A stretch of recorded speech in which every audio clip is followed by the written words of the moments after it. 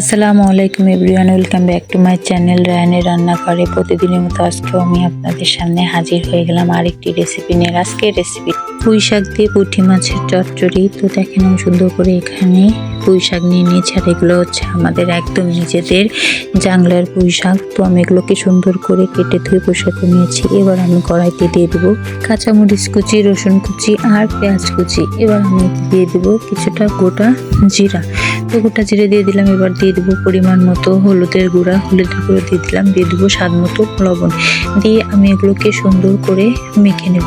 যতক্ষণ না পেঁয়াজ থেকে পানি বের হয়ে যায় ততক্ষণ আমি এটাকে সুন্দর করে মাখতে থাকবো। আপনি যত ভালো করে মাখতে পারবেন আপনার এই চচ্চড়িটা খেতে কিন্তু তত বেশি মজা হবে। তো দেখেন আমি সুন্দর করে মেখে নিয়েছি। এবার আমি এতে দিয়ে দেবো পরিমাণ মতো তেল। আমি তেলটা একটু বেশি দেবো, যেহেতু এটা চচ্চড়ি হবে সেজন্য তেলের পরিমাণটা একটু বেশি দিয়েছি।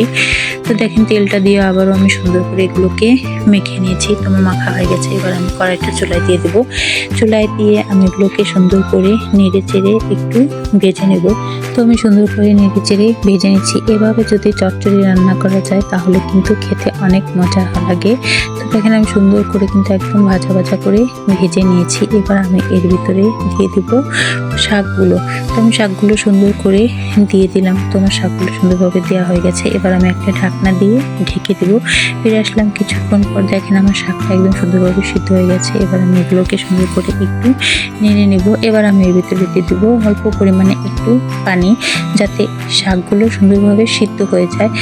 পানি দিয়ে আবারও আমি খুন্তি দিয়ে সুন্দর করে একটু নেড়ে চেড়ে মিশিয়ে নিচ্ছি।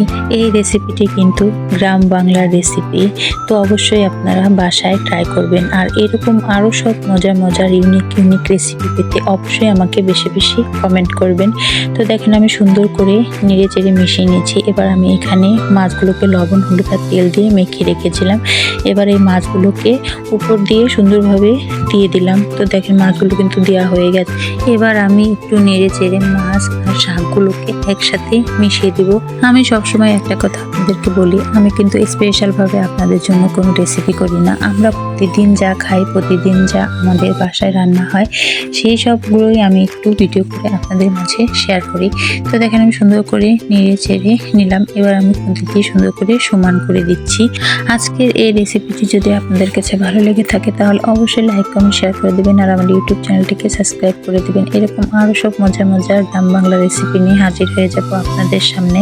তো দেখেন আমি সুন্দর করে একটা ঢাকনাতে ঢেকে দিলাম। ফিরে আসলাম কিছুক্ষণ পরে। তো আমার তৈরি হয়ে গেছে পুঁই শাক দিয়ে পুঁটি মাছের সুন্দর একটি রেসিপি।